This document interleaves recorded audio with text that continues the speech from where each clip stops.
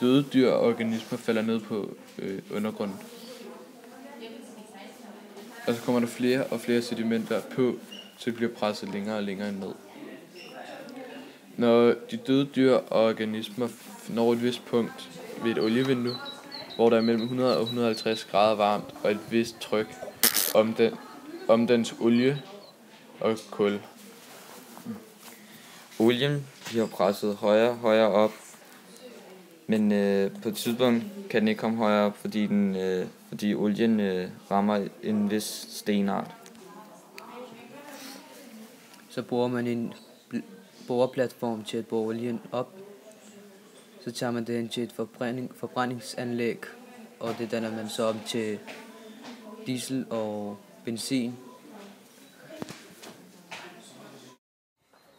Mennesker kan også lave CO2 ved at udånde og prutte.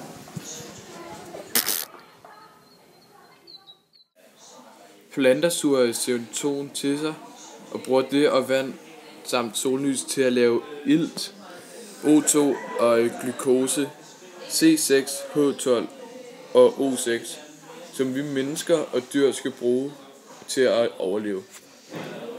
Og så indtager mennesker og dyr ilten og spiser glukosen, som så de bruger til at vokse. Og når de så udånder ilten igen, så kommer det ud som CO2, som planterne så indtager og laver det om til ilt igen. Sådan fungerer det karbon til kredsløbet. Når planter og dyr så dør, falder de ned på havbunden og dannes så om til olie, og sådan fungerer det karbon til kredsløb. 6 CO2 plus 6 H2 plus sollys giver 6 O2 plus C6 H12 og O6. Det var fotosyntesen.